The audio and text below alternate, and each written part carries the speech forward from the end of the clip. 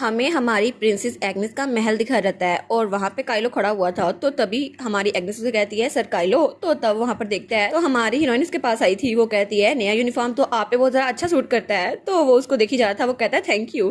तो तब अपना हाथ बढ़ाती है और कहती है वेल आगे से प्लीज मेरा ध्यान रखिएगा लॉर्ड ग्रे। तो वो स्माइल करता है और ब्लश भी कर रहा था। पीछे से जो गार्ड खड़ा था वो अपना गला साफ करता है। तो तब हमारा काइलो झुकते हुए कहता है एक गार्ड नाइट होने के नाते मैं अपनी ड्यूटीज अच्छे से परफॉर्म करूंगा और आपकी हिफाजत अपनी जान से भर के करूंगा। और फिर वो कहता है मैं हमेशा आपके साथ लॉयल रहूंगा प्रिंसेस। और तब उसके हैंड पे किस करता है और वो सोचता है आई गैस पिछली बार तो जब उन्होंने मुझे किस किया था तो वो बिल्कुल नशे में थी, लेकिन अब तो वो फुली कॉन्शियस है ना, तो शायद उनको मेरा उनके हाथ पे किस करना अच्छा नहीं लगेगा। लेकिन जब उसको देखता है तो वो स्माइल कर रही थी। वो कहता है क्या ये तो बिल्कुल डिफरेंट साइट है।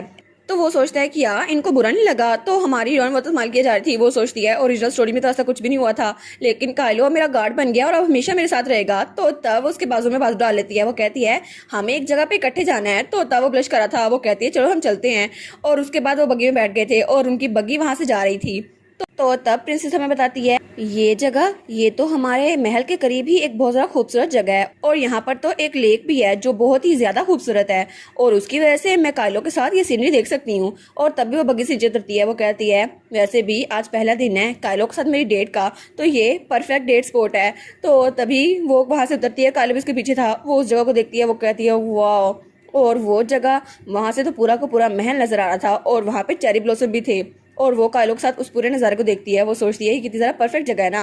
तो तब वो कहती है सर काइलो आए हम बैठते हैं। और तब वो खुद बैठ गई थी। तो काइलो सोचता है कि मुझे जाना चाहिए। तो तब वो पीछे देखता है तो मेड्स और बाकी गार्ड वो पीछे रह गए थे। तो तब वो उसके साथ जाके बैठ जाता है। तो हमारी सोचती है कितना अजीब है ना, लेकिन फिर भी आज का दिन तो कितना खुशगवार है ना, मौसम भी कितना ठंडा है और हवा भी चल रही है। तो तब काइलो उसको देखता है और वो तो बहुत ज़रा ब्लश किया जा रहा था। तभी वो मुंह पीछे कर लेता है। वो सोचता है आखिर मैं ऐसा क्यों सोच रहा हूँ जैसे मैं प्रिंस के साथ डेट पर आया हूँ, लेकिन ऐसा तो कुछ भी नहीं है, मैं तो उनको गार्ड करने के लिए आया हूँ। तो हमारी उन कहती है ये पहली बार है जब मैंने इतनी खूबसूरत सीनरी अपनी आंखों से देखी है।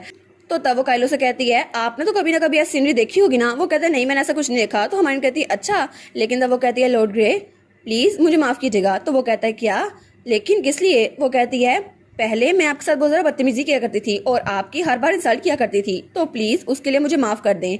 मैं बिल्कुल नादान थी, मुझे नहीं पता था मुझे ऐसा नहीं करना चाहिए। तो प्लीज़ दोबारा से ऐसा कुछ नहीं होगा। तो क्या आप मुझे माफ़ कर सकते हैं। तो काइलो सोचता है क्या सच में वो मुझसे दिल से माफी मांग रही है। तो तब हमारी हीरोइन की तरफ देखते हैं और उसकी आंखों में उसे अपना ही नक्श नजर आ रहा था। वो सोचता है इनफैक्ट अभी के लिए मुझे लगता था कि वो बिल्कुल अलग बन चुकी हैं, लेकिन सच में उनकी पर्सनैलिटी बिल्कुल चेंज हो गई है एक्सीडेंट के बाद से तो कुछ ज्यादा ही। और कभी कभी तो मुझे लगता है कि वो तो सच में वो है ही नहीं जो पहले थी, लेकिन अब मैं उनको देख रहा हूँ तो वो बहुत ज्यादा अच्छी लग रही है और मेरा उनके साथ बैठना मुझे बहुत ज्यादा अच्छा लग रहा है। तो फिर हमारी हीरोइन दोबारा से पूछती है कि आप मुझे माफ कर देंगे। तो वो कहता है जी मैं आपको माफ करता हूँ। तो तब वो स्माइल करती है कहती है थैंक यू सो मच। और वो सोचती है मुझे लगा था कि बाहर से फर्क नहीं पड़ता, लेकिन अभी तक मैंने कभी भी इसे माफी नहीं मांगी, तो मैं आज ये करने वाली थी और मैंने ये कर दिया और काइलो ने मुझे माफ भी कर दिया। तो मुझे लगता है कि अब से हमारी दोस्ती अच्छे से होगी। और फिर काइलो उसका तो बहुत ज्यादा दिल साफ है ना, और मैं चाहती हूँ काइलो बिल्कुल अकेला न रहे, क्योंकि उसकी वजह से अपनी पूरी पास्ट लाइफ में मैं कभी अकेली नहीं थी और मैं चाहती हूँ कि काइलो भी अच्छे से रहे। तो तब वो खड़ी होते हुए कहती है क्या हम लोग घर वापस चलें, यहाँ तो हवा कुछ ज्यादा चल रही है। वो कहता है जी जी। और तब हमारी हीरोइन आगे जा रही थी और काइलो उसी को देखी जा रहा था और तब तो वो बहुत ज्यादा ब्लश किया जा रहा था। वो सोचता है ये पहली दफा था किसी इंसान ने मुझसे माफी मांगी, वो भी पहली दफा। हालांकि पहले प्रिंसेस बहुत ज्यादा डिफरेंट थी, लेकिन उन्होंने डायरेक्टली मेरी आंखों में देखा और मुझसे माफी मांगी और अभी भी मुझे लगता है कि वो बहुत ज़रा प्यारी हैं और उनकी स्माइल तो बहुत ही ज़रा खूबसूरत है। और जब वो स्माइल करती है तो पता नहीं क्यों, लेकिन मुझे कुछ अजीब लगता है, जैसे मेरे दिल में खलबली मच रही हो। और तब वो ब्लश किया जा रहा था और थोड़ी देर बाद वो लोग बग्गी में बैठ चुके थे और हमारी एग्नेस उसको तो नींद आ गई थी। तो वो सोचता है ये इमोशन मैं पहली बार फील कर रहा हूँ, मुझे पता भी नहीं चला और टाइम गुजर भी गया। और प्रिंसेस को जब भी मैं देखता हूँ तो मेरी लाइफ बाकी की पूरी लाइफ वो धुंधली पड़ जाती है। और हमारी हीरोइन वो उसको देखी जा रहा था और तब अपना हाथ उसके कंधे की तरफ बढ़ाता है। वो सोचता है मुझे लगता है कि मैं प्रिंसेस को बहुत ज़्यादा पसंद करने लग गया हूँ, लेकिन वो अपना हाथ पीछे कर लेता है। वो कहता है अगर मैं कुछ ज़्यादा ही बहक गया तो, और मैं इस फीलिंग का क्या करूँ, मैं तो प्रिंस को बहुत ज़्यादा पसंद करता हूँ, इतना ज़्यादा कि मेरा दिल करता है प्रिंस को अपने पास ही रखूँ, किसी और के पास ना जाने दूँ। लेकिन अभी तक मुझे ये नहीं पता कि प्रिंसेस मुझे पसंद करती है या फिर नहीं, तो इसलिए मैं नहीं चाहता कि मेरी फीलिंग्स का मजाक उठ जाए, तो शायद मुझे थोड़ा इंतजार करना पड़ेगा। और उसके बाद सीन चेंज होता है और हमें कुछ दिनों बाद का सीन दिखा रहता है जब हमारी हीरोइन के हाथ में वही टेडी बियर था जो ब्लैक कलर का था और उसकी आंखें ब्लू थी। वो सोचती है ये टेडी बियर ये तो बिल्कुल काइलो की तरह दिखता है ना, अच्छा हुआ मैंने इसको खरीद लिया था। और वो सोचती है आज का दिन तो सर काइलो वो मेरी ड्यूटी नहीं देने वाले ना, मेरे गार्ड नहीं होने वाले, तो मुझे पूरा दिन क्या करना चाहिए, क्योंकि ऐसा तो हो नहीं सकता ना कि मेरे रेमंड स्पेंसर के साथ कहीं चल जाऊं। तो तभी दरवाजे पे दस्तक होती है, वो कहती है हाँ हाँ अंदर आ जाओ। तो वहाँ पे उसका बटलर था, वो कहता है आपसे मिलने के लिए एक गेस्ट आया है। वो कहती है क्या एक गेस्ट, क्या सर काइलो आया है? और वो तो बड़ी खुश हो गई थी। तो बटलर कहता है नहीं नहीं सर सीरियस मेलविल आया है, वो व्हाइट नाइट से हैं। तो वो कहती है क्या वो है, लेकिन क्यों, आखिर थोड़े दिनों पहले हेजल भी तो मुझसे मिलने आई थी और अब सीरियस आ गया है, लेकिन ये लोग मुझसे मिल क्यों रहे हैं? व्हाइट नाइट के सारे मेंबर्स, इनका दिमाग तो खराब नहीं हो गया? पता नहीं इनके साथ हुआ क्या है, लेकिन खैर है, जब तक रेमंड स्पेंसर मुझसे मिलने नहीं आ रहा फिर ठीक है, मुझे उससे नहीं मिलना। वो कहती है ठीक है उसको भेज दो। तो बटलर वहां से चला गया था और थोड़ी देर बाद का सीन दिखा रहता है जब सीरियस उसके सामने बैठा हुआ था। तो तब वो भी ब्लश किया जा रहा था। वो सोचती है पता नहीं इसको क्या हुआ। तो वो कहता है मैंने सुना था कि आपका एक्सीडेंट हुआ है, कि आप ठीक हैं? वो कहती है जी जी मैं बिल्कुल ठीक हूँ और मेरे बारे में फिक्र करने के लिए thank you so much sir Melville. तो वो कहता है नहीं नहीं कोई बात नहीं, लेकिन मैंने सुना था कि आपकी मेमोरीज कुछ गायब हो गई हैं। वो कहती है हाँ हाँ बिल्कुल। तो तब वो कहता है ये तो अच्छी बात है, और तब वो अपनी जेब में से कुछ निकालता है उसको सामने रखता है और वो एक रिंग थी।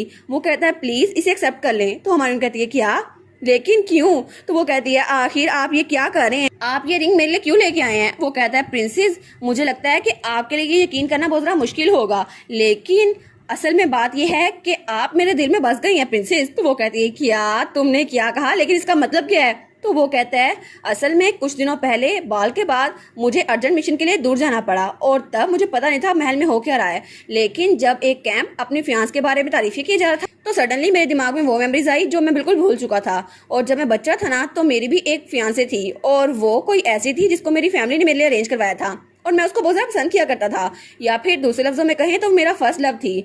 लेकिन वो तो बिल्कुल डिफरेंट थी।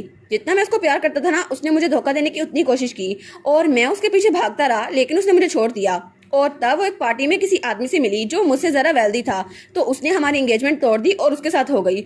और तब वो जख्म मेरे लिए बहुत ज़्यादा बुरा था और मैं इस बात से बहुत ज़्यादा दुखी हो गया कि मेरे फर्स्ट लव ने मुझे ठुकरा दिया, जो कि मेरी फियांसे भी थी।